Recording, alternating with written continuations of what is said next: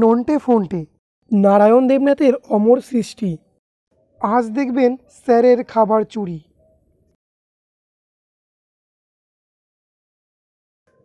এই যে কেলটু, নন্টে আর ফন্টে সবাই রয়েছিস।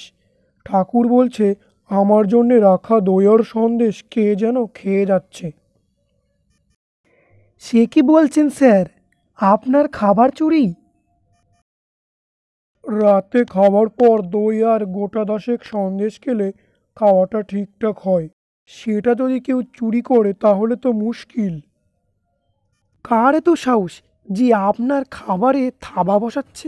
আমিও তো সেটাই জানতে চাইছি। তোদের মধ্যে কেউ খাচ্ছিস না তো? কে খাচ্ছে ধরার চেষ্টা কর। আমিও চেষ্টা করব। আপনার খাবার খেয়ে নেওয়ার কথা ভাবতেই পারি না স্যার। ভাববেন না স্যার, খাবার চোরকে পাকড়াবই। নন্টে আর ফন্টে, তোরা খাচ্ছিস না তো? আমার অনুসন্ধানে তোরা ধরা পড়লে স্যারের হাত থেকে আমি কিন্তু তোদের বাঁচাতে পারবো না। কি যে বলো তুমি কেলটুদা, আমরা খেতে যাব কেন?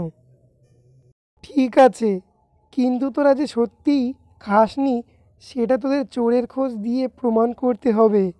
সেরকম সন্দেহজনক কাউকে দেখলে সঙ্গে সঙ্গে আমাকে জানাবি। অবশ্যই জানাবো কেলটুদা। কেলটুটা কি মতলববাজ দেখেছিস? আমরাই খেয়েছি এটাই ও বলতে চাইছে, আর চোরের খোঁজ দিতে না পারলে আমাদেরই চোর সাজিয়ে দেবে। শোন ফোনটে, কেলটুদাকে দিয়ে খাদ্য চোর ধরার দারুণ একটা আইডিয়া মাথায় এসেছে। কীরকম আইডিয়া শুনি? তাহলে শোন। ফিস ফিস ফিস ফিস। কেমন লাগলো বল? ওহ, দারুণ ভেবেছিস নন্টে। এখন শুধু গুছিয়ে চোর পাকড়াবার ব্যবস্থা করা। শিগগিরই চলুন স্যার, মনে হলো রান্নাঘরে কেউ যেন ঢুকলো। তাই নাকি? ধরলে ব্যাটার পিন্ডি চটকে দেব। কেলটুদা শিগগিরই চলো, একজন সন্দেহভাজনকে দেখলুম গুটি গুটি রান্নাঘরের দিকে এগোতে। বটে, দাঁড়া লাঠিটা নিয়ে নিই, ব্যাটাকে পিটিয়ে হাতের সুখ করে নেব। দেখো কেলটুদা, ওই যে গুটি গুটি যাচ্ছে।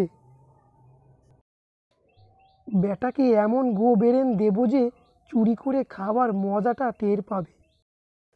নিঃসন্দেহে গিয়ে ঝপাত করে হাতে নাতে ধরব। এবার বুঝবে চুরি করে খাওয়ার মজা। কেমন লাগছে? এটা খাদ্য চোর। স্যারকে ডেকে নিয়ে আয় নন্টে, আমি ততক্ষণ হাতের সুখ করে নিই। ওপস, এ কি স্যার, আপনি? আমি ভেবেছিলাম খাদ্য চোর। তাই ভেবে লাঠি দিয়ে আমাকে পিটিয়ে হাতের সুখ করতে চাইছিলি? এবার আমি তোমার পিঠে এটা না ভাঙা পর্যন্ত হাতের সুখ করে যাব। ছুঁচো, মরকট কোথাকার। খাদ্য চুরি কেলটুদা আমাদের ঘাড়ে চাপাতে চেয়েছিল, এখন নিজের পিঠ বাঁচাতেই ব্যস্ত।